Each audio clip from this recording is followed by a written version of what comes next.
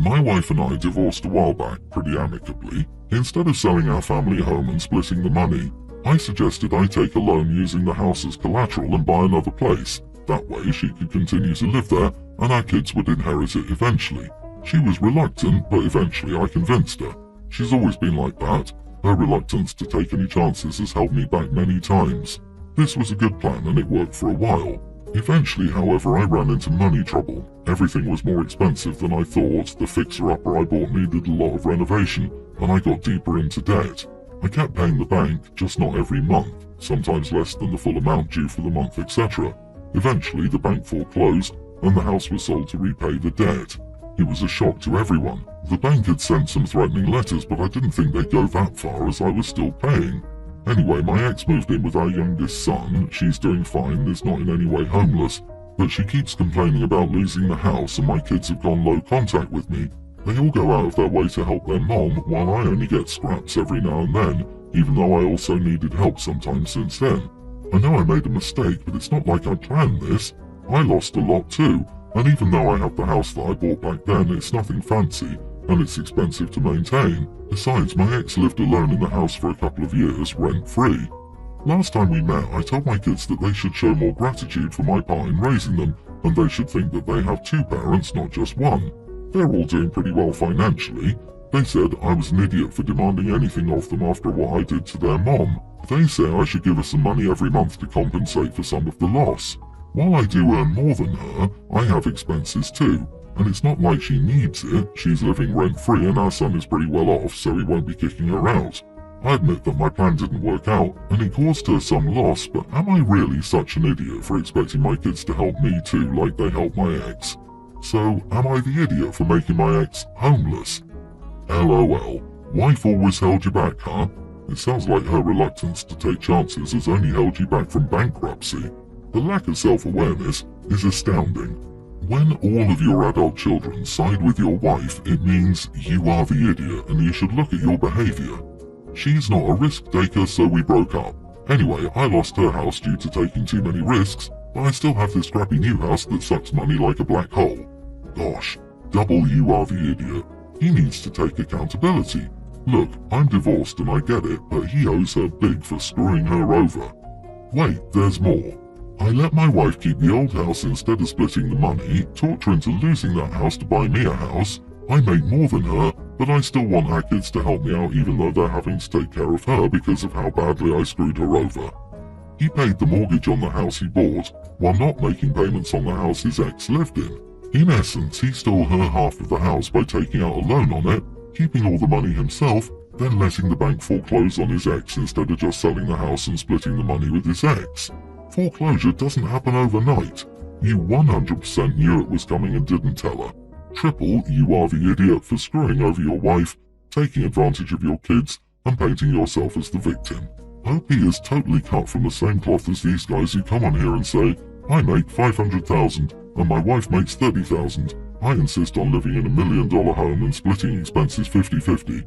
I'm about to retire next year, while my wife will have to work until she's 85 to afford the lifestyle I forced on her.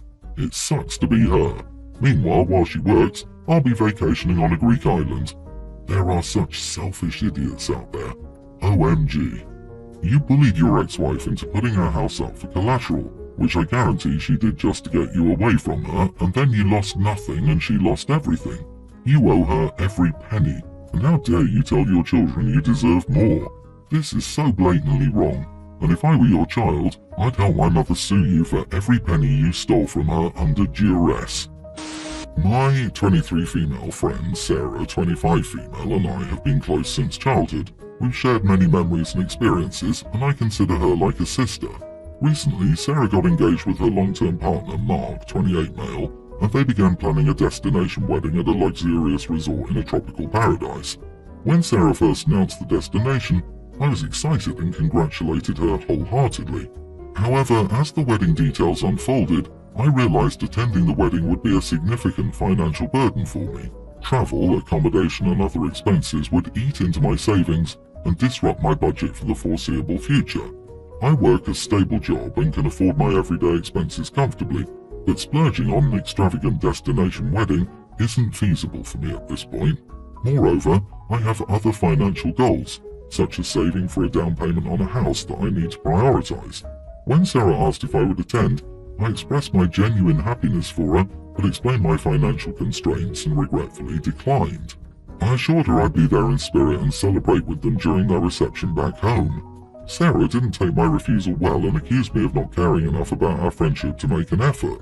She argued that if I truly valued her friendship, I would find a way to be present on her special day. She pointed out that other friends were making sacrifices to attend, and it hurt her that I wasn't doing the same. I tried to explain my position, emphasizing that it wasn't about not caring, but rather about being responsible with my finances. However, Sarah remained upset and distant, making me feel like a terrible friend.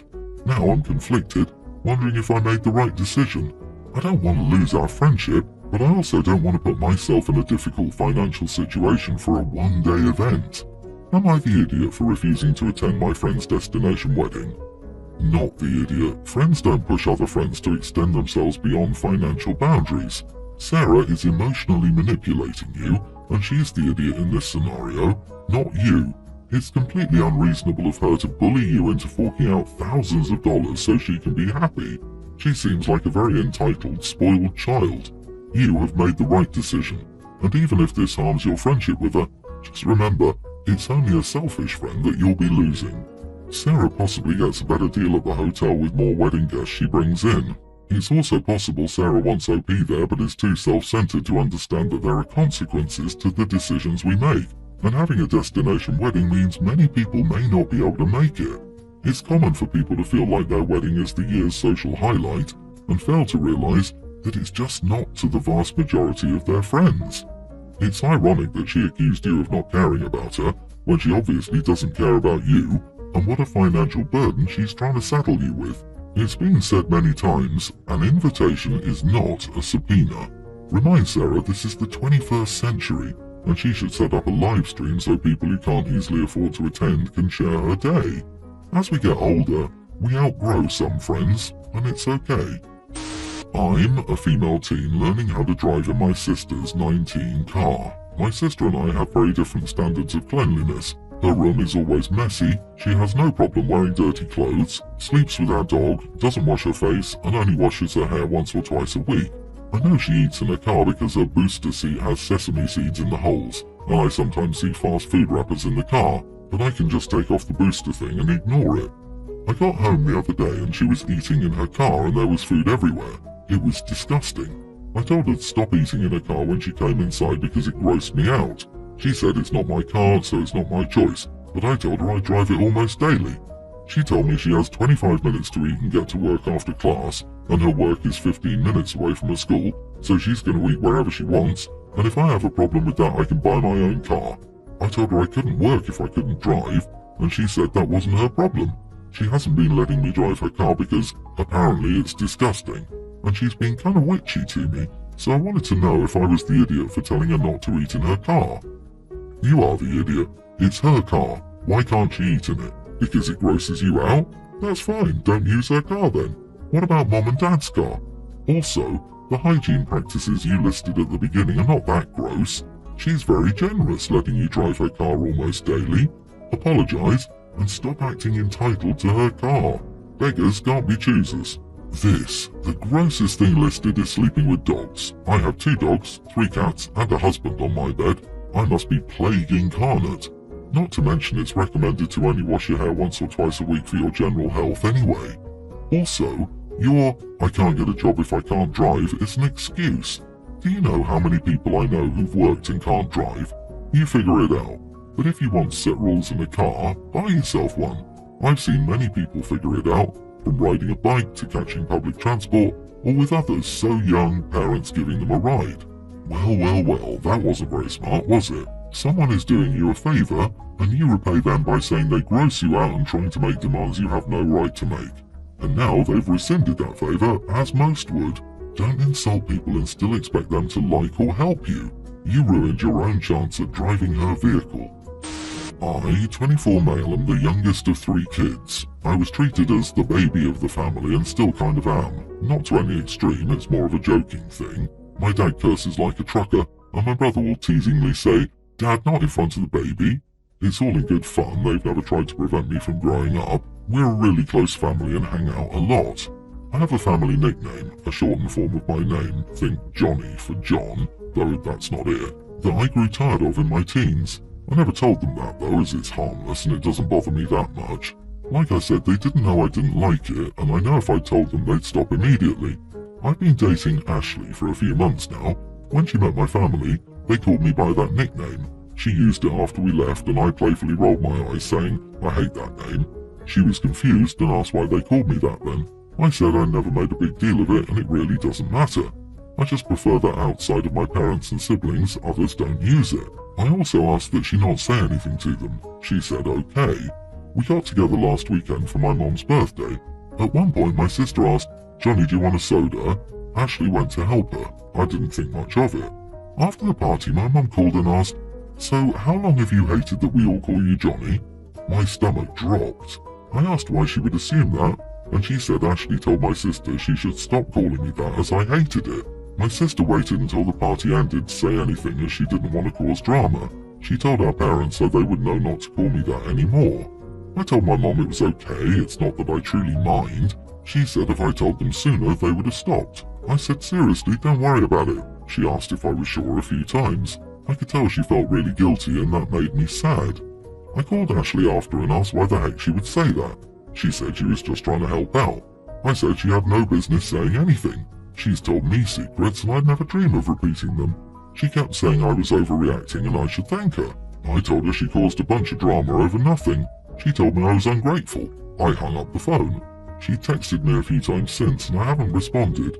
Her gist is that I shouldn't have told her if I didn't want her to say anything. My point is she never said she couldn't keep a secret and she knew I wanted it to stay secret. Am I the idiot? Not the idiot, and here's why.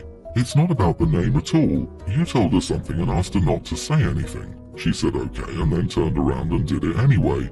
That the nickname thing is relatively minor is not the point. You decided you didn't want to make an issue out of it. She took that decision away from you. And yes, she caused unnecessary hurt to your family that you didn't want to cause.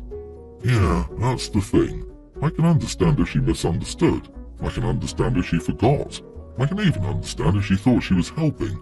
But when you hurt someone you care about, apologize. Instead, she defends her actions and tries to blame him for trusting her in the first place. What's the end game? He doesn't trust her anymore. How is that in any way desirable to her? Also saying, if you didn't want me to say anything, you shouldn't have told me. Like, do you know how secrets work? She expects you to be grateful for doing something you specifically asked her not to do. Drop her. You can't trust her. She didn't just betray your trust. She attacked you for being upset that she betrayed it. I, female 35, have been dating Tom, 37, for almost 2 years now. Tom has a daughter Aspen, a young teen. Tom has always babied Aspen, which is fine. Recently, Aspen has been sick and Tom has really stepped up the babying. I think it's fine to baby your kids, but Aspen is a teenager and doesn't need to be babied anymore. I expressed this to Tom, but he says Aspen is still young and needs to be taken care of. Last night I was going over to Tom's. He told me the front door was unlocked, so I just walked in. Well, I walked in to find Aspen lying on Tom's lap asleep. I asked Tom if he thinks Aspen is too old to do this. He said no, especially considering she's sick. I said I think she's too old and it needs to stop. He told me I was being an idiot and I needed to stop being weird about something completely normal. I told friends and they also think I'm the idiot. Am I? You are the idiot. She's a child. He's her father. He can show her affection if he wants and cuddle up with her when she feels unwell. If you make him choose between you and his daughter, he will make the correct choice and pick his daughter. OP basically believes that a child can be too old for receiving physical affection from a parent when in reality, warm hugs and cuddle from a parent is extremely natural. Also, OP, are you jealous of the kid or the relationship between the father and daughter? That might explain your urge to stop the affection between them, but you have no business telling him it needs to stop. It doesn't matter what you think, it's his daughter. If he wants to baby her, let him. It's the latter. A man in my life loves someone else as well. This is an affront to me. It's common, mother-in-law versus wives, stepmothers versus kids, and even sisters versus girlfriends. I think stepmothers versus kids is the worst though, because why would you even want to be with someone who doesn't love and show love to their kids? I'm an adult and I still cuddle with my parents. Nothing wrong with it. OP, you're triggered because you're insecure as a person. Go to therapy and touch grass instead of being jealous of a relationship between a father and a daughter. He's right. She is a kid still. And if you're going to act like this, then he needs to dump you. And you need to go be with someone that doesn't have kids because you're going to be a long-term issue for him and his daughter. I can already tell if he doesn't practically throw his daughter out by 18, you're going to just about have an aneurysm over it. Stop being weird and let that man have someone mature enough to date him because it's obviously not you.